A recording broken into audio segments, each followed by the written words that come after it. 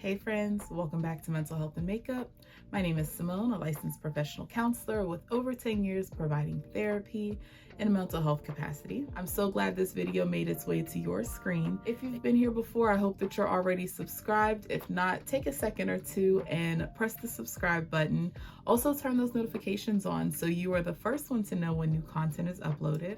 If you've never been here before, welcome. I hope that you enjoy these mental health related topics as I do my makeup. I'm hoping to start to engage in more of a back and forth dialogue with you guys, especially as it relates to my makeup application. I feel like I watch my own videos and I could really step my game up, but I definitely need your help. So comment down below any suggestions or feedback that you have for me as it relates to my makeup application. I'm kind of a one-trick pony, so I'm really looking forward to trying new things, and hopefully you can help me with that. Today we are going to be talking about effective communication. After last week's video talking about boundary setting, I felt like the two can easily go hand in hand, so it was a nice follow-up. For those of us who are hoping to relate to people a little bit better and get our point across more clearly, this video is for you. Stay tuned.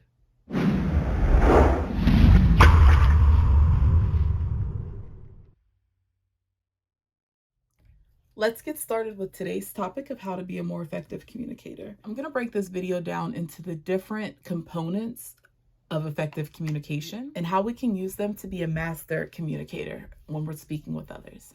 The first thing I want to tackle is to know your audience. You're going to speak differently depending on who you're talking to. For example, if you're speaking with a child, you're going to have to edit or filter what it is that you say to them so that A, they understand, and B, it's developmentally appropriate for them. Also consider the fact that we have a tendency to speak differently based on our environment and the receiver. So we're not going to speak the same way to our coworkers or our boss as we would to a good friend of ours if we're just hanging out at home or like at a family reunion or something. When you're speaking with someone, do your best to be clear and concise, meaning that you're using the most appropriate language to get your point across the way that you mean for it to be heard. A lot of times we speak and we allow for things to be interpreted rather than just being very clear about the message that we're trying to send to a person. So consider how you can make your message very clear as to not be misunderstood. As it relates to being clear and concise, make sure that you're also paying attention to your body language.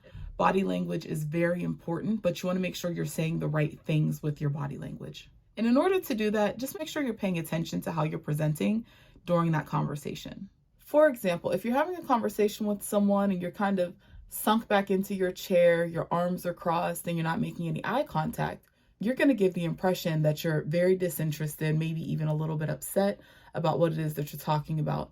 So if that's not how you feel, make sure you're paying attention to what you're giving off.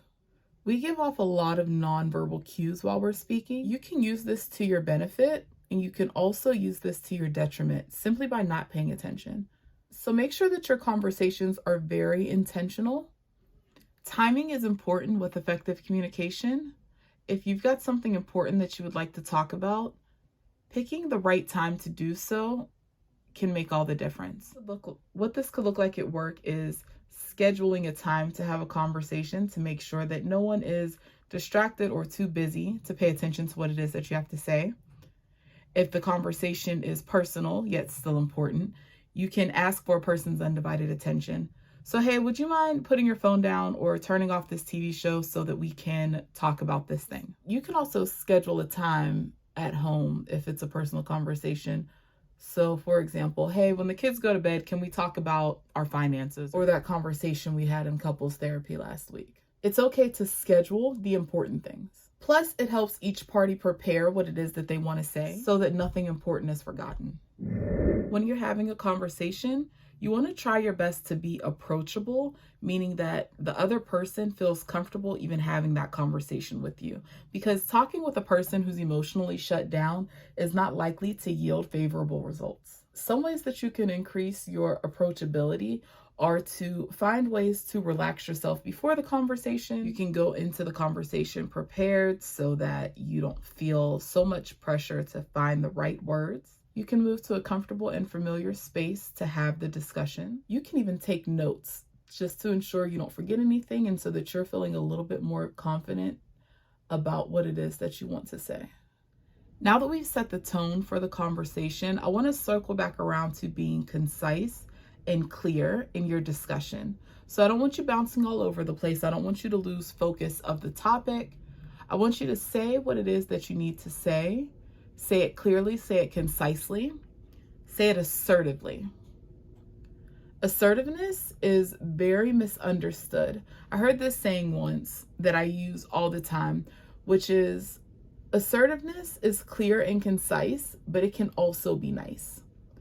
And the reason why I like that is because a lot of the time we think about being assertive and we think about a person who's very mean, demanding, loud, and that doesn't have to be the case. Assertiveness simply sounds uncompromising. It sounds like your mind is made up about a thing. So when you're having a conversation, clear, concise, and assertive are going to be your best friends. An effective communicator is going to be present during the conversation that they're having with someone. This is whether or not you are initiating the conversation. You want to make sure that the person that you're speaking with has your full attention. There's nothing worse than talking with someone and you can tell that they're very disinterested in what it is that you're saying. Some examples of how to be engaged in a conversation are to make eye contact, show your interest with some nonverbals, so that'd be head nodding, paying attention to their mannerisms and responding accordingly, trying to sit with an open posture versus a closed off posture. You can do something called active listening, which we're going to talk a lot more about. But active listening means that you kind of repeat back some of the things that you're hearing from a person to check for clarity and understanding. You can also ask questions about what it is that the person's talking about. Asking questions is very valuable because it shows your interest and your focus during the discussion. If you want to be really fancy while you're speaking with someone, try tying in things that they've said in this conversation with things that they've said in other conversations. It's not very likely that a person is talking about something completely unrelated to things that they've talked about before. And so if you can have your conversation be multifaceted and say, hey, not only am I listening to you today, but I've been listening to you in the past as well. And I can see how these different things that are on your mind are connected. Okay, friends, let's move on to how listening makes you a more effective communicator. Have you guys ever had a conversation with someone and based on their responses to you, you can tell very instantly that they weren't listening to a thing that you just said?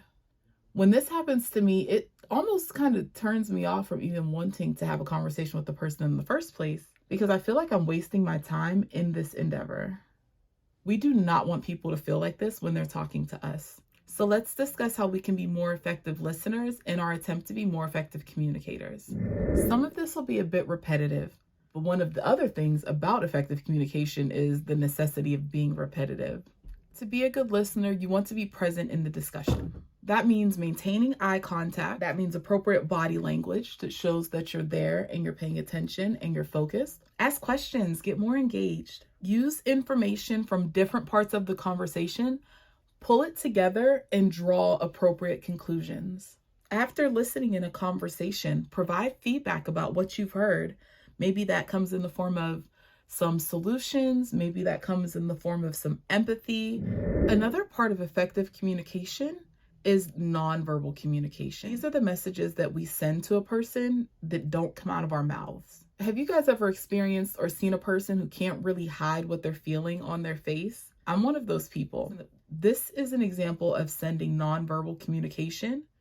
Let me paint the picture for you. So you're speaking with someone and let's just say they don't agree with what it is that you're saying, or what you're saying is maybe making them a little bit mad. You can see them roll their eyes or their facial expression changes, their posture changes. That can shut a conversation down very quickly. So in our quest to be more effective communicators, we want to be mindful of our tendency to do that, because what means something in one culture might mean something totally different in another culture. I would imagine you're starting to see that so many of these different components are very similar or related. Nonverbal communication, paying attention to your mannerisms and your body language, being an active listener, They go so hand in hand that they almost seem like the same thing. Sidebar, guys, I am in desperate need of a cream contour. I'm currently using Hoola in Carmel, but I would love a cream contour to use, and I'm just not really sure where to go for that. So if you wouldn't mind commenting down below what cream contour that you would recommend, I'd appreciate it. Okay, so now that we know how to show up to these conversations, we know how to present ourselves during the conversation, let's talk about giving the actual message. There's this one movie that Will Smith was in, I can't remember what it's called, but he was saying that when you're talking with someone, you tell them what you told them, and then you like ask them to repeat back what they think they heard, and then you correct it and tell them again. I probably butchered that, but I really like the message he was sending there, which is that we have to communicate in almost a repetitive nature. This can be incredibly frustrating, but unfortunately it's necessary. It would be a really nice perfect world if we told someone something once, they latched on, but that's just not how things work the majority of the time. So unfortunately, there has to be a bit of a repetitive nature with important conversations or topics that we need to address with other people. We also want to try to make our message as simple as possible without losing the content of what we're trying to get across. Pace yourself in a conversation. No need to move too fast or beat around the bush too long. Moving too fast or too slow in your conversation, you run the risk of people getting confused or becoming disinterested.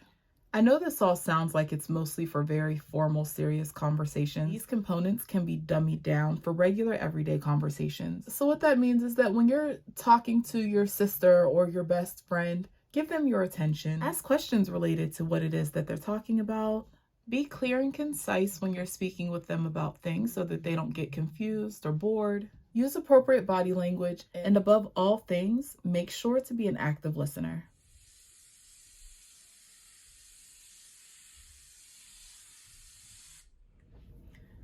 Okay, friends, this is the final makeup look.